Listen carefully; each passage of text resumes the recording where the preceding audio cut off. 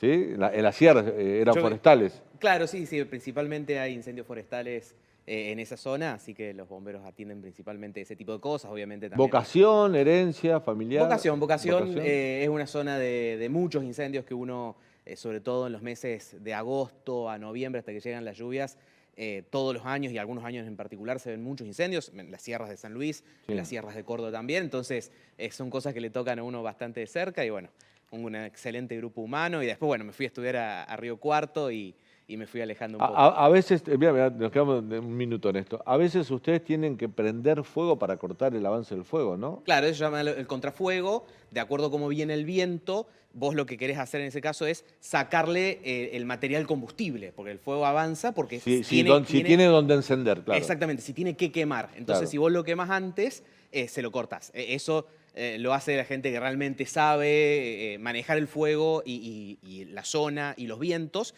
para que obviamente eso no te termine perjudicando. Y la última, que ya vos que venís de adentro. Tantos incendios forestales, el 12% de la provincia de Corrientes se quemó en el último verano. Vivimos con problemas de incendios forestales, todos los veranos pasa lo mismo. No estamos preparados, nunca terminamos de preparar una logística, ¿no? Acorde para contrarrestar eso. No, porque con ese tema del fuego pasa lo mismo que pasa con muchos temas en el país.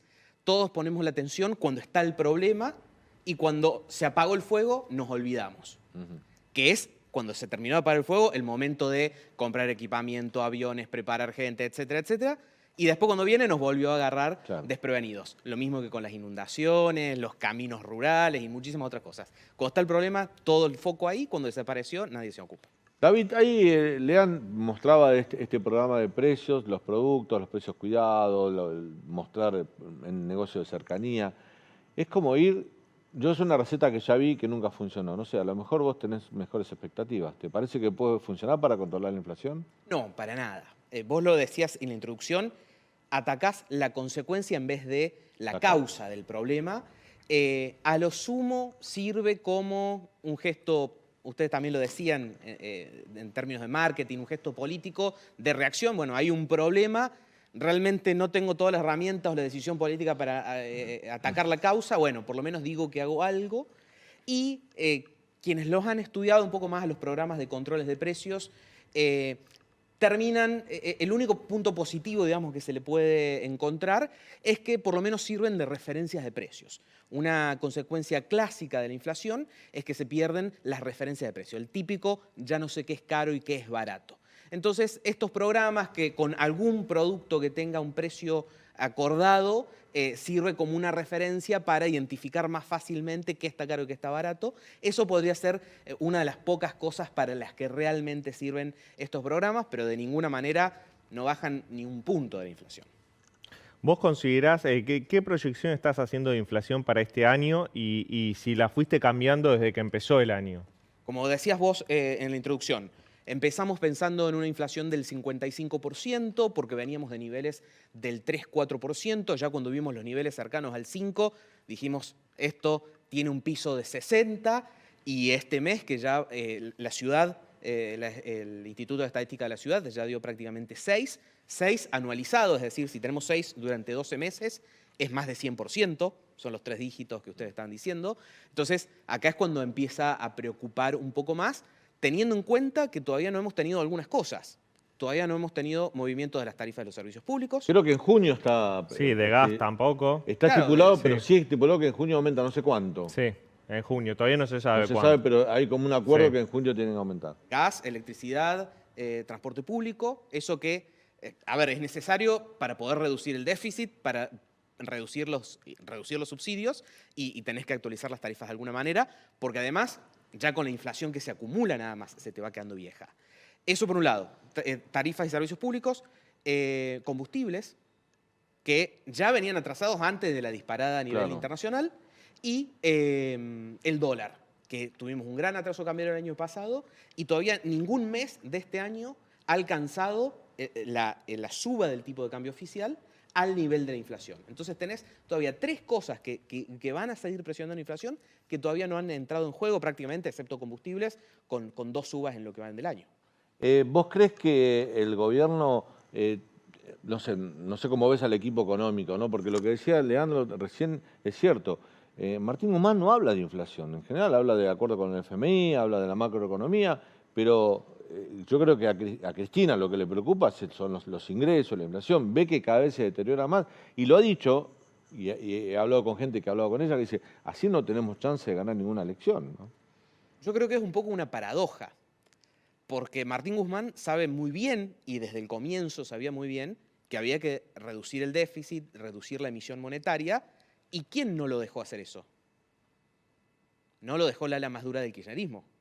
Porque eso después genera inflación, que es la inflación que estamos viendo hoy, es la emisión monetaria y la confianza y la pérdida de valor del peso. ¿Pero Guzmán quería pasada. hacer eso? Al principio, pre-pandemia, o sea, hasta marzo de 2020, se veían muchos indicios de que se venía reduciendo el gasto, se venía reduciendo... O sea, se cambió la fórmula previsional. Claro, ahí le metieron un ajustazo a los jubilados, pero también hubo un ahorro grande del gasto público. Era por eso, digamos. Claro. Y asumieron ese costo político en un comienzo. Entonces, uno al principio vio varios indicios de que por lo menos no se despiole, digamos, de que fuera más o menos organizada la cosa. Y del ala dura vino no es momento... ¿Se acuerdan cuando Cristina en un momento criticaba porque no se estaba ejecutando el gasto?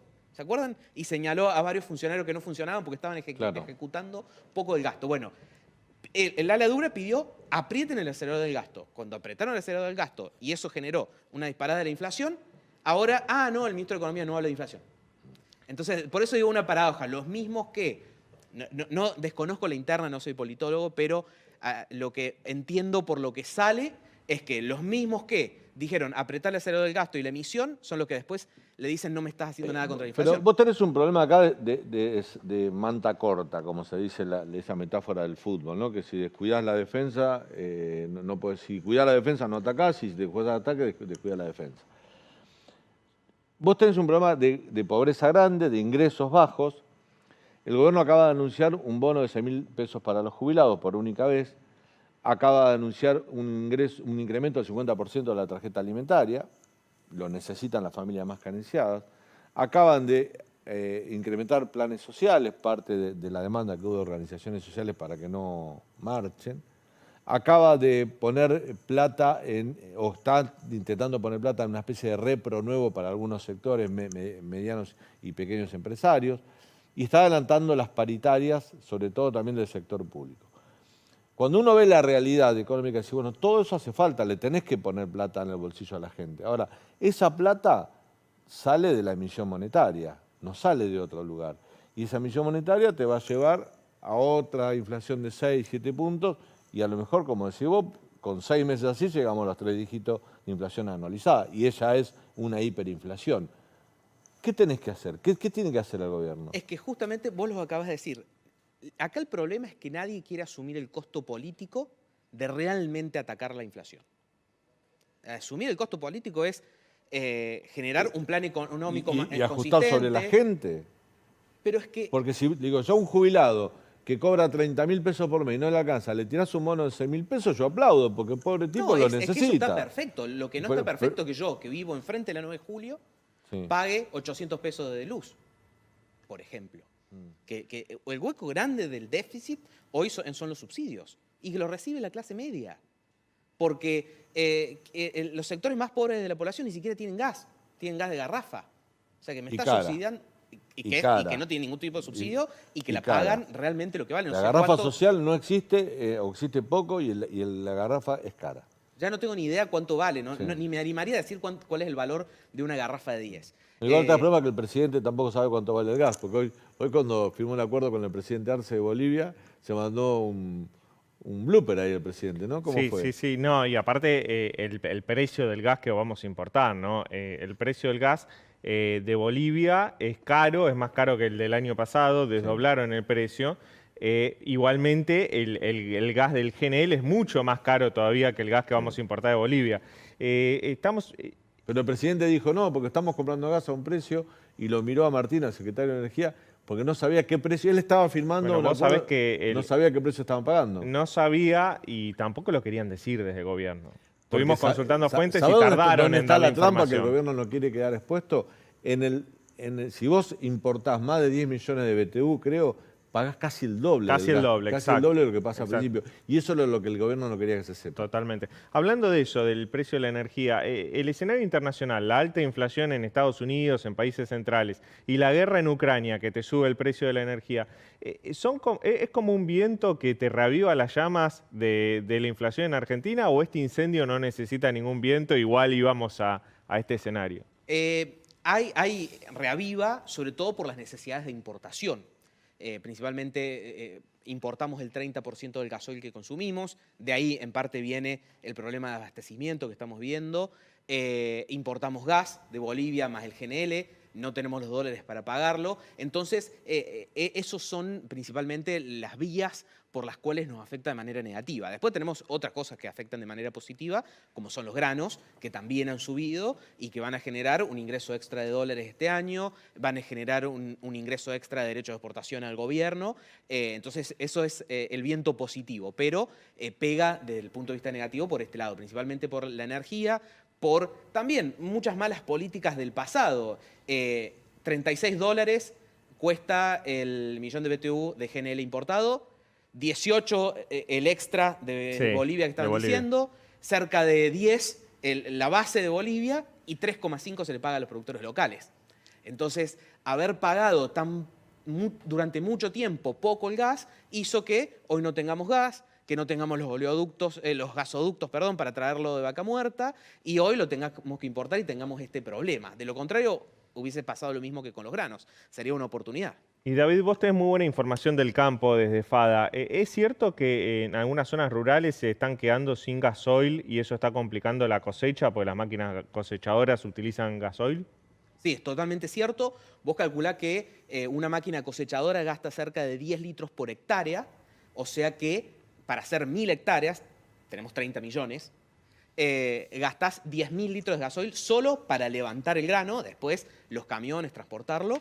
Hay faltante de combustible, por algo los camioneros de manera espontánea, sin ninguna dirección gremial ni política, empezaron a pararse alrededor de las rutas. Está llamado para el lunes un paro de transporte de granos, que tiene hoy el pico entre hoy y junio. ¿El 23 hay una marcha? Y el 23 ya hay una marcha más relacionada al campo en general. ¿Es como una marcha federal? O sea, ¿marchan hacia Buenos Aires o va a haber concentraciones en se lugares? juntan en distintos puntos del país. Rosario suele ser uno de los puntos más importantes, algunas zonas de Córdoba, donde se juntan todos los productores de la zona para expresar. Esto que mostrábamos, por ejemplo, ¿no? Que mostramos la intención del gobierno de tener productos frescos, cebolla, tomate, bueno, vimos manzana, lechuga, accesibles para la gente. Y carnes con cortes accesibles para la gente. Ahora, si la cadena de producción no tiene combustible para transportar, esos productos no van a estar en la góndola. Y si van a estar más caros. Tal cual. Porque a todo esto también empieza el mercado blue de gasoil, que en lugar de costar 110, 115, como no hay, se lo venden a 130, 150, 180. Me estaba recibiendo algunos reportes. Entonces, bueno, también empieza a pasar todo esto donde, a ver, además de esta cuestión de la inflación, Sí. que además el combustible también pega mucho en estos productos frescos porque vos transportás, pensá en la papa, mucho valor, mucho volumen y mucho peso y poco valor. Claro. Entonces, en este tipo de productos, en la leche, son algunos de los productos que más pesa el flete. Entonces, el combustible le genera un impacto grande en el precio final, por un lado. Después, también lo que veíamos del campo, todos esos granos son los dólares que estamos necesitando para que la economía no explote por los aires. Y son los dólares que no podemos juntar del campo para poder exportar porque no hay combustible. ¿Quién falla cuando te ponen, por ejemplo, un precio cuidado como este y por ahí vas a buscar la papa y es una papa vieja, en mal estado, una manzana fea, machucada, o un asado lleno de grasa en vez de carne? ¿Eso es culpa de la boca de expendio, del supermercadista que pone ese producto ahí, o ya viene mal barajado de origen del productor? Y normalmente viene mal barajado de origen porque vos ahí estás logrando una excepción. El precio vale lo que vale, el asado vale lo que vale. Si vos querés menos, bueno, por ejemplo, en el caso de la carne en particular, es casi una extorsión a los frigoríficos exportadores. Che, para que no les cerremos la exportación, ustedes tienen que meter tantas toneladas al mercado Pero el año interno. pasado le cerraron y hicieron perder 500 millones de dólares al país. Tal cual. tal cual. Pero perdimos todo con eso. Perdimos todo. Y el perdimos precio de puestos de carne trabajo. también se fue, Siguió o sea, no lo subiendo controlaste. Porque estas cosas no sirven. Pero entonces, básicamente es, bueno, vos meteme porque si no te presiono y te cierro las exportaciones. Bueno, el frigorífico dice, bueno, toma, ¿qué pasa al frigorífico exportador? El frigorífico exportador faena animales más grandes. Claro. Faena vacas, que es lo que demanda las vacas, el mercado chino, y los novillos más pesados, lo que demanda el mercado europeo. Y esas cosas que tienen la vaca, carne más dura, grasa más amarilla, más grasa, bueno, y eso es lo que le queda, digamos, ¿por qué? Porque el asado y ese tipo de cosas, de hecho no se pueden exportar, es lo que le Pero queda al mercado China los interno. compraba carne con hueso, con lo cual Sí, yo China sé que, compraba- yo sé que es muy difícil exportar carne con hueso por los exámenes bromatológicos, son muy exigentes. Claro. Pero en un momento Argentina, ahora 4 o 5 años, logró acordar, romper esa barrera y venderle carne con hueso a China, que son los cortes que a lo mejor no se consume mucho, no sé, el espinazo, los jugos, ese tipo de cortes que China iban. Exactamente, a China prácticamente también se le vendía la media res completa. Claro. todos los La cortes. vaca conserva, la vaca vieja que Claro. se llama, Claro, que acá no que se consume. No se consume salvo para industria, para hacer ¿Y hamburguesas. eso a nivel se industrial. frenó? Eso se cerró en un momento, después se abrió rápidamente porque se vio que no tenía ningún sentido dejar el asado de una vaca vieja en Argentina, porque la Argentina, aunque te lo regale, no lo tira a la parrilla. Entonces, bueno, se cerró. Después, hoy está abierto lo que es asado, matame. Prácticamente todos los que estaban recién en la pantalla. Todos estos están cerrados, excepto para ciertas categorías de vaca, que son las más viejas, por lo tanto la carne es la más dura, etc. Solamente esas se pueden exportar todos estos cortes. De todo el resto de las categorías, estos cortes hoy están prohibidos exportar. O sea, el asado hoy, excepto de una parte muy chica de la faena, está prohibido exportarlo. Pero bueno, lo que te quería decir es que es una excepción que muchas veces se logra con acuerdo, otras veces con una especie de extorsión a las grandes empresas de otros rubros, con los precios cuidados. Le dicen, bueno, vos tenés 10 productos en la góndola, me tenés que meter 2 en precios cuidados. Y si no, la última, vemos. David, y por sí o por no, ¿hay bronca en el campo? Sí, hay bronca porque se acumulan una serie de cosas. La intervención del mercado de carnes, después se sumó la intervención del mercado de maíz, el mercado de trigo, el fideicomiso del trigo, que fue una especie de derecho de exportación impuesto sin ninguna ley, los faltantes de insumos que venían con el cepo importador de antes, faltan cubiertas para las máquinas, faltan repuestos, y ahora se le suma el gasoil, o sea, no dejan trabajar. O sea, toda la serie de políticas que se van acumulando son políticas que cada vez generan más trabas y el productor dice, lo único que quiero hacer es producir. Claro. Y producir más. Y eso genera más trabajo y genera más dólares. Y me estás poniendo todas las trabas que podés en el camino. Gracias, David, por tu visita. Un gusto conversar con ustedes.